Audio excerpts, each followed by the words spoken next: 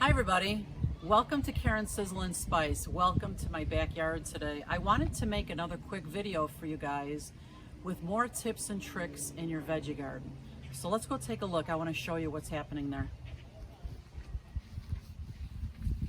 If any of you were here for my first gardening video, you can see there's been a lot of growth here. I mean, Ed is 6'3", and some of my tomatoes are taller than him now. Pretty amazing. Hey Ed. Look at this dill plant. It's like, I can't believe how big it is. And I was just out here a couple of days ago. Come a little closer, Ed. I want to show you something. As the herbs grow, show the plant here. As they start to flower, the flower takes so much energy from the plant that it starts to impair the growth of your actual herb. So as often as you think of it, you want to come out and you want to trim all those flowers off. And after you do, you will see that more of the herb will develop. Oh man, as I cut this, it smells so good. So I'm just going to continue to cut all these flowers off my dill. I love using this dill in my potato salad in the summer. I make a fantastic dill dip. In fact, it's one of my videos. You should look it up, Dill Dip. Famous in my family, so delicious. And it tastes so much better in the summer with the fresh dill. Okay, next I want to show you, I'll have to get back to this and trim all those flowers off. Next I want to show you my basil here. And if some of you were here a couple of weeks ago, I did a video with basil. I think this is probably, come real close, Ed. I think this could be the biggest my basil leaves have ever been. Now for a couple weeks ago, I made a recipe with this dill, with this basil. Did I call it dill before? Okay. This basil, and if you know me at all, you know I love my basil. I cut into this plant, probably half of it was gone. And because I cut into it, here a couple weeks later, it's all grown back. And again here, when you see these flowering happening at the top, you want to get a close-up of that? The flowering here, the white flowers, and this part growing here, that again is going to take away from the basil leaves becoming nice and large. So I come out here often as well. I let it go for a little bit because I knew I was going to do this video, and I wanted to be able to show you guys how I cut all this off. So you just cut all this off. Oh, and again, as I cut it, the smell is just incredible. You know what I'm going to make with some of this? I'm going to make some incredible Caprese skewers, which is one of my favorite things to eat in the summer.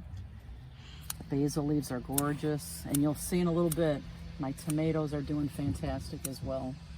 If you reach back here, Ed, you can see I have my purple basil as well. So I want to do the same thing here and just clip off the flowers so that those leaves will grow even more. Now you can see back here, I have my green bell pepper. Can you see how big that one is?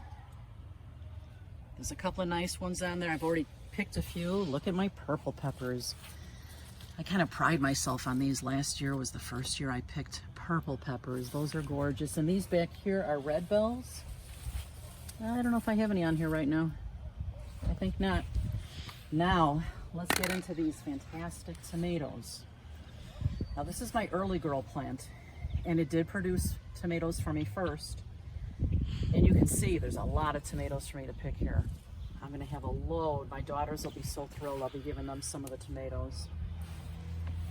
Now I wanted to tell you that this early girl tomato plant got rather large, and when it got as tall as me, I decided to cut some of those branches down, because like the herbs, if you let them grow too tall, all the energy in the plant is going up to the top of the plant and making it taller rather than going out to each tomato to make them larger. So don't let them get too big.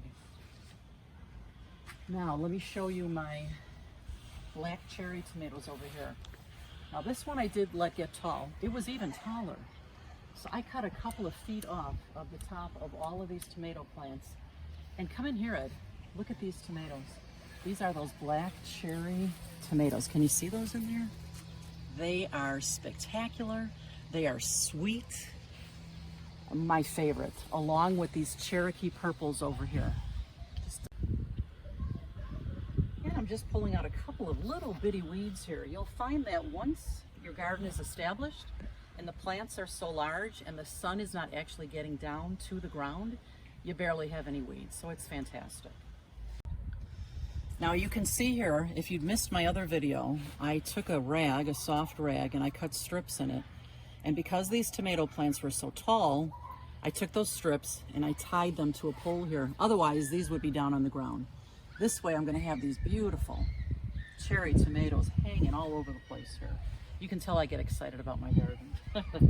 So exciting. Now here I have my chives, and I haven't been using these nearly enough. Sometimes I have to remind myself that they're out here. It's such a mild onion flavor, and all I do with this, I'll take a few out here, is you just chop away at it, take these in, and when I come back in a week, it's regrown. So what I'm gonna do now is I'm gonna pull all this fabulous produce out of my garden. I'll post a picture at the end of this video to show you what I've picked today. I hope that you've learned some things through watching my videos on gardening tips. And please, if you have any questions, feel free to leave them in the comments. Otherwise, thanks for visiting my channel today. Please come back and visit often. And don't forget, you eat with your eyes first, so you may as well make it beautiful. See you next time. Hey you guys, I'll be doing one more video about my veggie garden, more tips and tricks for all of you as I close it down for the season, so watch for that. And thanks for visiting my channel today. Please be sure to click on subscribe before you go so you don't miss out on a thing. I'll see you next time.